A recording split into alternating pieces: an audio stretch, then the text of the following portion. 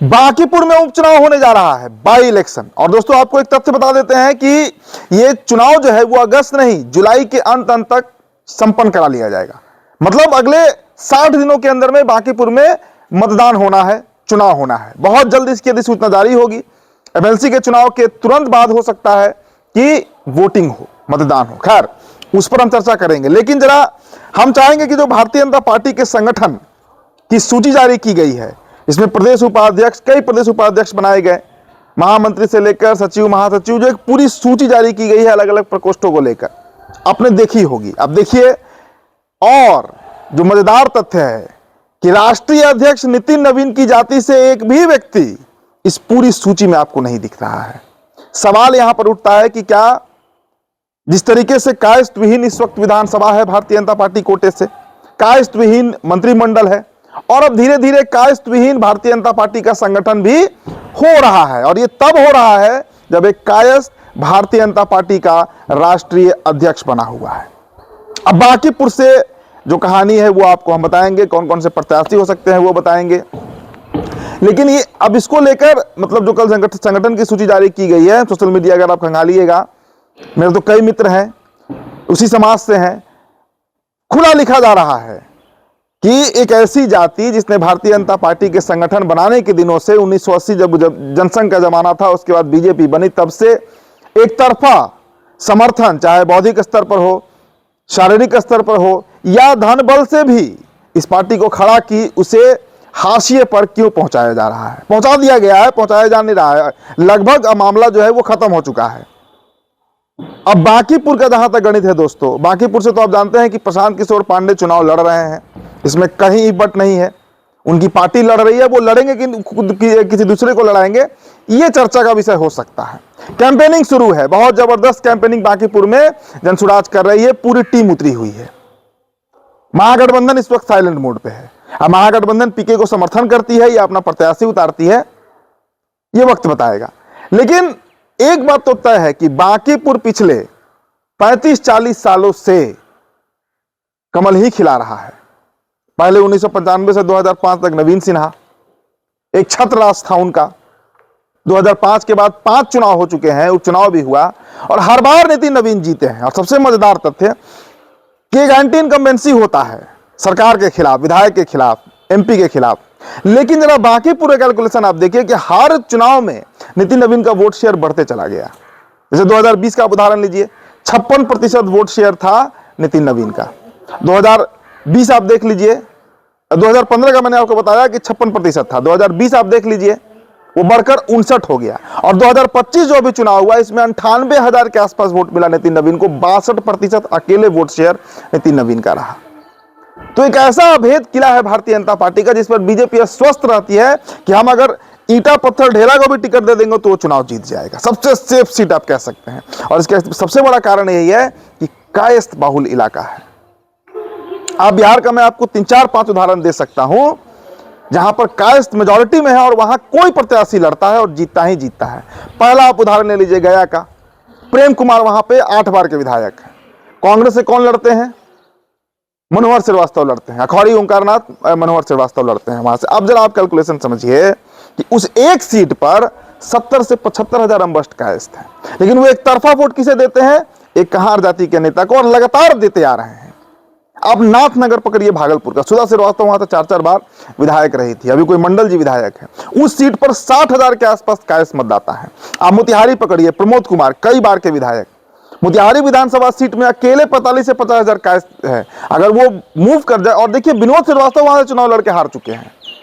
मतलब कायस्थ को वोट ना देकर बीजेपी प्रत्याशी को वोट देता है। और शायद यही कारण है कि Bharatiya Janata party for granted ले चुकी है, एक बंधुआ मजदूर की तरह इस जाति को समझती है। और ये सिर्फ कायस्थों के साथ ही समीकरण नहीं है, कोई भी जाति या कोई भी, मुसलमानों का आप उदाहरण लीजिए, कांग्रेस क्या समझती है? आज जो स्थिति है मुसलमानों की, उसके पीछे खुद जिम्मेदार मुसलमान है। एक तरफा जो नफरत है उनका भाजपा से, आज उन्हें मार्जिनलाइज कर दिया और धीरे धीरे अब उसी गति में कायस्थ जाति भी पहुंच रहा है।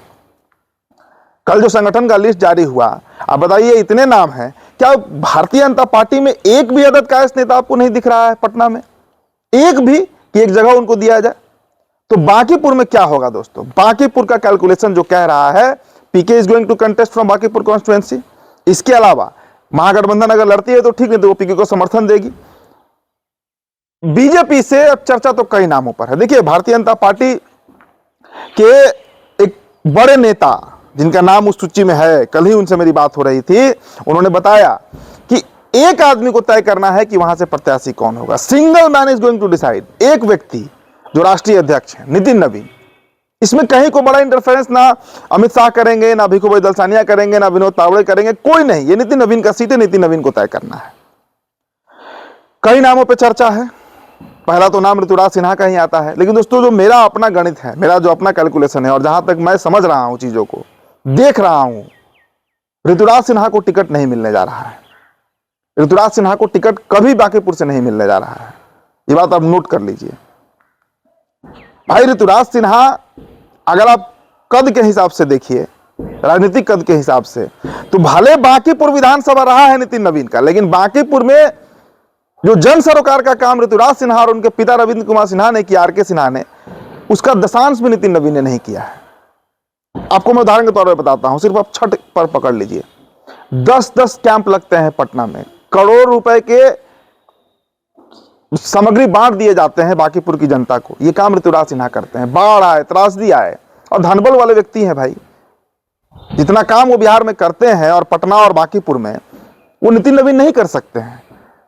नितिन नवीन को पता है कि अगर एक बार ऋतुराज सिन्हा बांकीपुर को मतलब निकाल लिए तो फिर ये सीट वो छोड़ने वाले नहीं है, बड़े कद के नेता बन जाएंगे। तो मैं इस बात को अस्वस्थ होकर और बड़े अस्वस्थ होकर कह रहा हूं, ऋतुराज सिन्हा नहीं लड़ने जा रहे हैं बांकीपुर। और कौन सा नाम हो सकता है? एक और नाम चल रहा है रणबीर नंदन का, लेकिन रणबीर नंदन प्रयास में भी है, ऐसा नहीं कि वो प्रयास नहीं कर रहे हैं, लेकिन वो पहले से ही धार्मिक न्याय बोर्ड के अध्यक्ष बने हुए हैं, राज्य मंत्री का दर्जा प्राप्त उनको है। तो उस परिस्थिति में मुझे नहीं लगता कि उनको भारतीय जनता पार्टी, हालांकि देखिए बड़े एक्सपीरियंस लीडर हैं, सीनियर लीडर हैं बीजेपी के, लेकिन उनको भी टिकट मिलने का दावेदारी मेरे नजर में कम लग रहा है। अब इसके अलावा अजय आलोक की भी चर्चा हो रही है। तो अजय आलोक भाई, उन्हें दिल्ली का टेलीविजन बहुत पसंद है।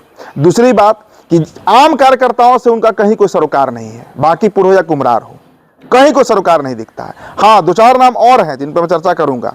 एक नाम दोस्तों मनीष सिन्हा का है, जो कोई संगठन भी चलाते हैं। देखिए, मैं उसका नाम अभी भूल रहा हूं। मनीष सिन्हा बौद्धिक स्तर पर और बाहर से आए हैं, मतलब एनआरआई का उनका स्टेटस है, एनआरआई सेल, हाँ एनआरआई सेल ही शायद बीजेपी का वो देखते हैं। काय जाति से हैं, प्रबुद्ध हैं, काम भी कर रहे हैं बांकीपुर में, कई दिनों से लगे हुए हैं। एक उनकी नाम की दावेदारी बन रही है। इसके अलावा एक सुनील वर्मा है। सुनील वर्मा जो सुशील मोदी के ओएसडी रहे हैं।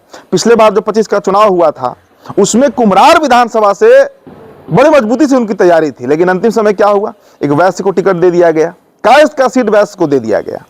हालांकि उन्होंने विद्रोह नहीं किया, संगठन के बड़े सम्रांत और कहीं के तरीके से संगठन को पकड़ कर चलने वाले व्यक्ति हैं। बालकाल से संघ का शाखा गए हैं, अधिकारी रहे हैं, कई विभाग के अधिकारी रहे हैं, ओएसडी रहे हैं सुशील मोदी के भाई, जो सुशील मोदी उप मुख्यमंत्री थे।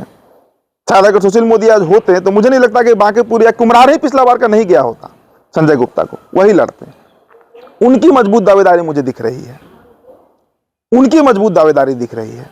तो बस यही 2-4-5 कैलकुलेटेड नाम है। अब नाम तो चलाने को चला दीजिए किसी का, वो अलग बात है, लेकिन मुझे जो संशय है, मेरा जो अपना राजनीतिक समझ कह रहा है, वो ये कह रहा है कि भाई जब भारतीय जनता पार्टी नितिन नवीन के राष्ट्रीय अध्यक्ष रहते हुए आपको प्रदेश के संगठन में एक कुर्सी देने को तैयार नहीं है, तो क्या गारंटी है कि आपको बांकीपुर दे दे? क्या गारंटी है? अगर जाति पर जाइएगा तो जातीय स्तर पर देखिए, तब तो फिर कुम्हरारी छीना गया, तो भारतीय जनता पार्टी को कई सीटों पर कैश डैमेज कर सकते हैं। नाथनगर हो सकता है, मोतिहारी हो सकता है, गया हो सकता है, छपरा हो सकता है, कई सीटें हैं जहां पर बीजेपी हार सकती है। लेकिन बीजेपी इस जाति का नस समझती है, पकड़ी हुई है कि ये कहीं जाने वाले लोग नहीं है, विद्रोह नहीं कर सकते हैं। भाई नौकरी 9 से 5 नौकरी करने वाला समुदाय कभी भी राजनीति में क्रांति नहीं करता है। वो दौर खत्म हो गया जब जयप्रकाश अकेले उठे 78-80 साल की आयु में और दिल्ली का तख्ता पलट कर दिए। अब वो क्षमता नहीं दिखती है इस जाति में, मैं स्पष्ट कह रहा हूं। और यही कारण है कि राजनीतिक हाशिए पर कायस्थ जाति पहुंच चुका है। अगर बांकीपुर छीना गया और कायस्थ अगर अड़ जाए तो पटना शाही भी बीजेपी लूज कर सकती है, बांकीपुर भी लूज कर सकती है, कुम्हरार भी लूज कर सकती है, गया, नाथनगर, मोतिहारी, मुजफ्फरपुर में 40 से 45 हजार के आसपास कायस्थ मतदाता है। ये सभी सीटें बीजेपी हार सकती है। लेकिन चमत्कार भी हो सकता है बांकीपुर में। हो सकता है किसी बनिया को टिकट दे दिया जाए, हो सकता है पवन सिंह को टिकट दे दिया जाए या किसी राजपूत को उतार दिया जाए। नितिन नवीन इस वक्त अति मतलब कहते हैं ना कि समाजवाद, कि सबको जगह देना है, भले ही हम खत्म हो जाएं, हम पीछे हो जाएं, उस थ्योरी पर नितिन नवीन जो है वो आगे बढ़ रहे हैं। तो इंतजार कीजिए दोस्तों, हम फिर वीडियो करेंगे इस पर बांकीपुर को लेकर। लेकिन हमारे पास जो अपडेट है, पटना शहर के एक बड़े अधिकारी, नेता नहीं अधिकारी ने मुझे जानकारी दी थी, ऐसे 3-4 दिन पहले की बात है, कि जुलाई के अंत तक चुनाव बांकीपुर में होने जा रहा है। तो फिलहाल दोस्तों इस खबर में इतना ही। मेरा नाम उदित तारण है, तभी टॉप पर वीडियो आप देख रहे थे। बहुत बहुत शुक्रिया।